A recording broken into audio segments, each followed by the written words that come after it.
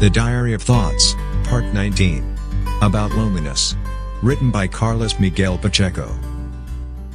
Loneliness is a word that has a lot of significance to our daily lives, as it is something that can radically change our behavior and even affect our way to surmount several adversities in life. Loneliness can be a feeling caused by ourselves or by others, depending on each person. Some people feel alone without knowing why, others because they feel that family, friends or society in general just ignore them or don't give them the right consideration and attention. In extreme cases, loneliness can kill people who lose the love for their lives, by missing people around them to share their existences. This reaction depends on what level relationship and love are fundamental for some people. Incomprehension can also cause loneliness for some individuals who are different from the majority of society, or don't have the conventional behavior that is expected to obey to the established standards and patterns that rules us all. Loneliness is directly connected with relationships, and these last ones don't depend only on ourselves but also on others that are interacting along with us. One of the greatest examples about this interdependence is manifested by the conflict of generations, an ancient phenomenon that has a tendency to become worse every day. Depending on the personal formation and education of each one, the distance created between adults and children can cause enormous emotional problems that will originate the feeling of loneliness, the feeling of not to be understood by others, mostly from the ones we love the most. Considering that each one of us has a secret area in our spirits that not even ourselves can manage or completely know, there will always be differences and different worlds that originates the conflict of generations, along with all those diversities of cultures, educations, even environments. Today's environment is mostly technological and consequentially cold, as it will never replace the necessary relationship that makes part of all of us to live and survive in society. Technology can't make us feel less lonely by the fact that we can talk with dozens of people at the same time through Facebook and other identical networks, but it only minimizes that feeling.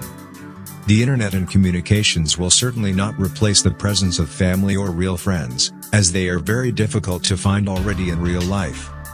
While having dinner around a table, fathers and sons can maintain a relationship that is essential for a consolidation of feelings and understanding about each one's problems, inner doubts and questions, all these interactions between adults and children. A child doesn't feel alone while receiving the attention of their parents, sisters and brothers, but it's certain that if they're eating a hamburger in front of a screen at mealtime, they'll end up completely alone. This context also applies to their parents, if they allow that kind of situation. It's also a fact that children pass most times of their tender age alone but without feeling loneliness. When we're children, we spend our time around things that have a meaning for us, creating our world where there is not even the notion of time. I still remember as a teenager spending almost 2 months of my summer holidays, closed in my bedroom and listening to music from morning until late in the night. I used to put a small pocket radio under my pillow and many times I fell asleep and woke up with music. By doing so, I didn't feel alone as I was living my world, my passion, the music that made me dream and brought me happiness. So, sometimes we have to be alone to be happy. I assist nowadays to adults living together, but at the same time utterly alone while spending most of their time in front of a computer. Without being aware of that fact, they become living entirely far away from each other, forgetting the foundations of their relationship. Feelings of love and friendship are lost in the middle of this new culture that some people consider as evolution, while others just practice it in a measured way and finally, others simply reject it. This new culture can create friendship, but problems of relationships as well as this habit, this new form of communicating can interfere with the privacy of others. Without getting that notion, the use of the internet as a form of conversation can lead us to invade the private space of others, even unconsciously. While sending emails to others, we don't see their reactions and emotions, and our messages can be a target of several interpretations, depending on the state of mind of the other person, also depending on our way of writing and exposing our thoughts. The other day I was sending some emails to a friend of mine that I love very much, without noticing that I was invading her space. The day after I checked the emails and counted about 8. Independently from my intention to send some messages along with music, I was adopting an inappropriate way to do it, and all this without being aware of that. After all, everything would be so easy if we just could be together and express ourselves personally, without screens, buttons, And computers in the middle of all this communication and friendship. We can lose a very good friend without knowing it, so be very careful about it because we'll feel even lonelier after. Loneliness can also be related to selfishness. Selfish people don't feel as alone as others, as they think only about themselves. Loneliness is also connected to egocentric people. Also, these last ones aren't so affected by this feeling as they believe that the whole world is turning around them. There are also people who feel lonely, while at the middle of a crowd, revealing their difficulty in relating with others. Some people get lonely within themselves as they don't manage to identify their enemy, or while identifying it, they cannot liberate themselves from what they wish to be and what they are. By closing that door, they become even lonelier. Loneliness can also imply introspection and isolation. These are essential elements for some people who need to be alone for some periods of time or even for their whole life, as it happens in some monasteries in Tibet. Peace and tranquility can usually be reached while we're alone but without feeling lonely. Loneliness also depends on the distance created between human beings, on their relationship.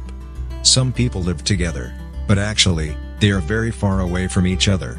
This behavior creates the feeling of loneliness. Loneliness can exist right in the middle of our daily existence while living a marital life under the rules and concepts of a common society agreement, still without having the necessary love and affection needed to consolidate that vital relationship. Loneliness is a constant in life to which we are all submitted one way or another. Eric Burdon in War sang out of nowhere and mentioned loneliness as this, quoting, "You can't run away from alone. You have to be alone before you can find other people." End quote. Loneliness is a condition that life imposes on us, along with hundreds of other things that make us identify its opposite element to find a balance, or just abolish an uncomfortable feeling. Understanding within couples is often tough to achieve since most of the people are living under a regime of an agreement, or just accomplishing with a conventional procedure called the marriage institution. This type of relationship contributes to people feeling lonely while living with someone. In these cases, the degree of loneliness depends on at what point the other person can share our world. It also depends on a freedom of movements and thoughts that the other person has to respect and mostly understand. This platform has to be reciprocal. Otherwise, there will always be someone that feels lonely. Once again, we are talking about subjects as relationships, comprehension and respect as a way to feel reassured and have some support about what we are feeling and doing, and at the same time according to this same behavior to others in return. Some people are living in their world, feeling lonely because of it, and making other people feel lonely too, but without getting the notion about this fact. There is a very high price to pay in these cases since we all need each other not to feel loneliness. Later on in their lives, they'll perceive that the most important moments just vanished, sometimes with no chance to be recovered since there are lots of things destroyed all along the way. One day I wrote something to my wife that represents an alert against this kind of situation as it was my only way to avoid it, or at least minimize it. Hank the Voice BEUKEMA reads from the Diary of Thoughts poems, written by Carlos Pacheco. Come to me. Come to me, my love, holding hands, and live with me everything that I want to share with you. Everything I say, everything I do, is nothing than the expression of loving you too much. I remained silent, dumb, blind, just to love your ego that I admire, but cannot achieve. What you call your limitations are nothing but my misunderstandings, meaning that we are not that different. Come to me, my love, and know my inside. Forget your purity, synonym of your sorrow, the refuge you found to hide, to forget what it was, but no longer is. Our strength is to forget the sad and think about the present, to reject what the spirit suffers from a past experience. Only I know, recognize, and understand what you've been through, what you had to accept, what you had to endure in your life. The one that I didn't want to see so lost, abandoned, and forgotten. Is it so difficult to realize, to feel that your virtues can hurt me so much? is it so difficult to understand that what makes me suffer is the need of you and not of your perfection? I aspire only to our union, the convergence of our feelings, the moments when our faults have no meaning, no expression, have no reason to exist, even if they are there, very present.